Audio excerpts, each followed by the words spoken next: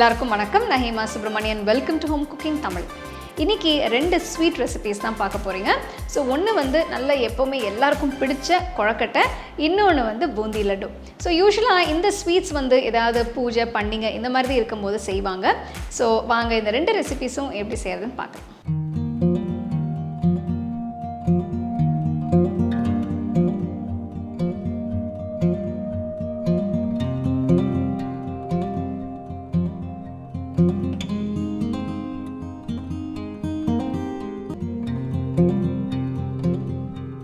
கொழுக்கட்டை செய்யறதுக்கு முதல்ல பூர்ணம் செய்யணும். இதுக்கு ஒரு சாஸ் பேன்ல 1/4 கப் தண்ணி ஊற்றி இதுல 100 கிராம் வெல்லம் போட்டு முழுசா கரையிற வரைக்கும் நல்லா கொதிக்க விடணும்.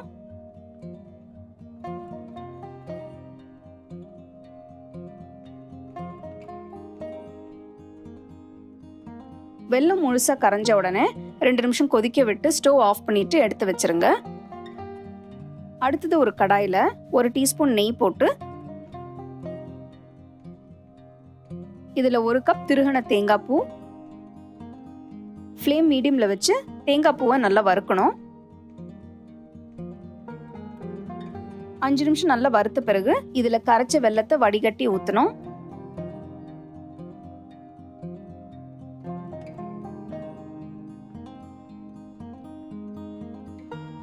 தண்ணி முழுசா வத்துற வரைக்கும் நல்லா வதக்கணும்.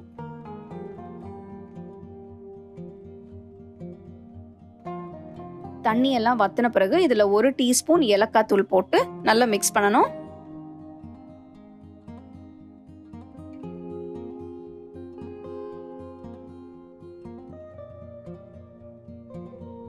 இப்போ பாத்தீங்கன்னா தண்ணி எல்லாம் வத்தி இருக்கு. ஸ்டவ் ஆஃப் பண்ணிட்டு பூர்ணத்தை நல்லா ஆற விடணும்.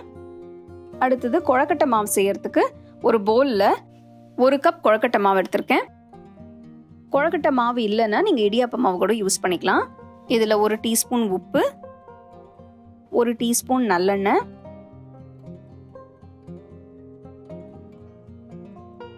தேவையான அளவு சுடு தண்ணி கொஞ்சம் கொஞ்சமா ஊத்தி நல்லா மிக்ஸ் பண்ணணும்.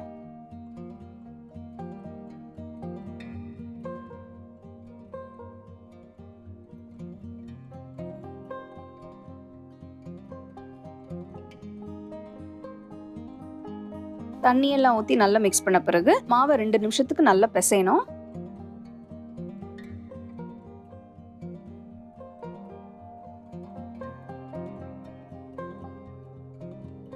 மாவு அருமையாக வந்திருக்கு. பவுலை மூடி ஒரு 10 நிமிஷம் வச்சிருங்க. கொழுக்கட்டை நீங்கள் கையில் செய்யலாம், இல்லைனா இந்த மாதிரி மோல்ட்ஸ் உங்களுக்கு மார்க்கெட்டில் கிடைக்கும், அதுவும் வாங்கி செய்யலாம். நான் இந்த மோல்டு யூஸ் பண்ணி செய்ய போகிறேன். மோல்டுக்குள்ளே 2 பக்கமும் கொஞ்சம் எண்ணெய் தடவி கொஞ்சமா மாவு எடுத்து 2 பக்கமும் வச்சு லேசா உள்பக்கம் அமுக்குனீங்கன்னா நல்லா செட் ஆயிடும். கொஞ்சமா தேங்காய் பூர்ணம் எடுத்து நடுவுல வைக்கணும்.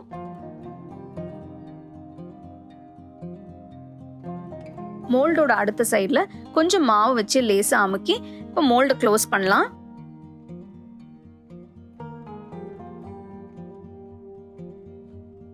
கீழே பாத்தீங்கன்னா கொஞ்சம் கேப் இருக்கும். இதுல இன்னும் கொஞ்சம் பூர்ணம் வச்சு கொஞ்சம் மாவு எடுத்து பேஸை கம்ப்ளீட்டா சீல் பண்ணணும். 5 செகண்டுக்கு பிடிச்சு மோல்டை திறந்து கொழுக்கட்டையை எடுத்துடலாம்.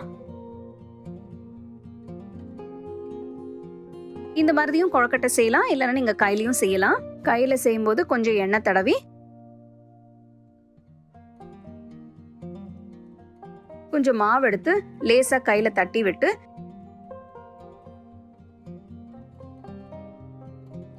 நடுவுல கொஞ்சம் தேங்காய் பூர்ணம் வச்சு அது அப்படியே கொழுக்கட்டை ஷேப்க்கு நீங்க மோல்ட் பண்ணிக்கலாம்.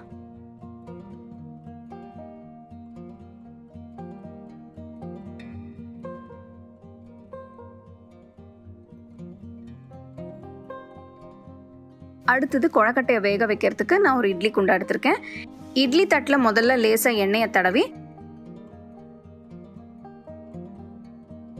அதுக்கப்புறம் செஞ்சு வச்ச கொழுக்கட்டையை தட்டு மேல வச்சு ஒரு 8 நிமிஷத்துக்கு வேக வைக்கணும். 8 நிமிஷம் கழிச்சு பார்த்தோம்னா அருமையான கொழுக்கட்டை தயாரா இருக்கு.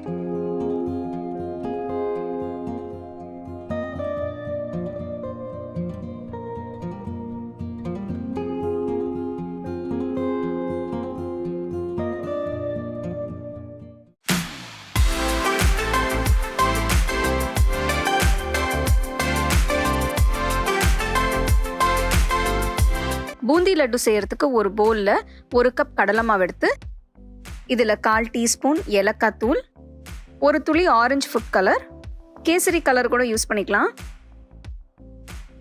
அடுத்து இதில் கொஞ்சம் கொஞ்சமாக தண்ணியை ஊற்றி நல்லா மிக்ஸ் பண்ணணும். மாவு ரொம்ப திக்காக கட்டியாக இருக்கக்கூடாது, ரொம்ப தண்ணியாகவும் இருக்கக்கூடாது, மீடியமாக நல்லா மிக்ஸ் பண்ணி வச்சுக்கோங்க.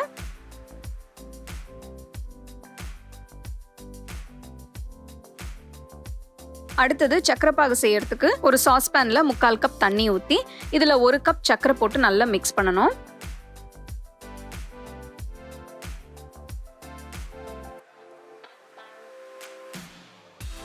சக்கரை முழுசாக கரைஞ்சி கொதிக்கும் போது இதில் 1/4 டீஸ்பூன் ஏலக்காய் தூள் போட்டுக்கலாம். சக்கரை பாகு நல்லா திக்கான உடனே ஸ்டவ் ஆஃப் பண்ணிடுங்க. சக்கரை பாகு ரொம்ப நேரம் கொதிக்க வச்சிங்கன்னா ரொம்ப கட்டியாயிடும். அதனால கொஞ்சம் திக்கான உடனே ஸ்டவ் ஆஃப் பண்ணிடுங்க. சக்கரை பாகு பண்ண உடனே ஒரு பவுலில் மாற்றிக்கோங்க.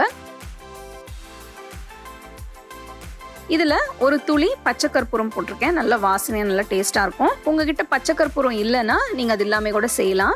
பச்சை கற்பூரம் ஸ்வீட் செய்யும்போது நிறைய யூஸ் பண்ணுவாங்க. இதை நீங்கள் சூப்பர் மார்க்கெட்டில் கேட்டால் கிடைக்கும். இப்போ பூந்தி செய்யறதுக்கு ஒரு கடாயில் தேவையான அளவு எண்ணெயை ஊற்றி எண்ணெய் சூடான உடனே ஃப்ளேம் மீடியமில் வச்சு ஒரு ஜல்லி கரண்டி எடுத்துக்கோங்க. கரைச்ச மாவை ஜல்லி கரண்டி மேலே போட்டு லேசாக அது தேய்க்கணும். கரண்டி கீழே பார்த்தீங்கன்னா மாவு சின்ன சின்ன முத்தா எண்ணெயில் விழும். பூந்தியை நல்லா பொரிச்ச உடனே எண்ணெயிலேருந்து எடுத்து தனியாக வச்சிருங்க. லட்டுக்கு பூந்தி செய்யும் போது ரொம்ப கிறிஸ்பியாக ரொம்ப மொறுமொறாவும் இருக்கக்கூடாது. எண்ணெயில் போட்டு பொரிஞ்ச உடனே எடுத்துருங்க. ரொம்ப நேரம் வைக்க வேண்டாம்.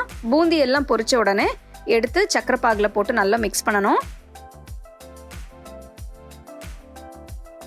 சக்கரை பாகில் போட்டு நல்லா மிக்ஸ் பண்ண பிறகு இதில் வறுத்த திராட்சையும் முந்திரியும் போட்டு நல்லா மிக்ஸ் பண்ணணும்.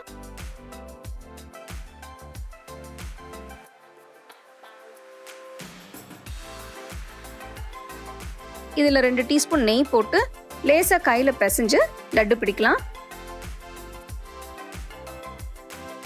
உங்களுக்கு எந்த சைஸ் வேணுமோ அந்த சைஸ்க்கு நீங்கள் லட்டு பிடிச்சிக்கலாம்.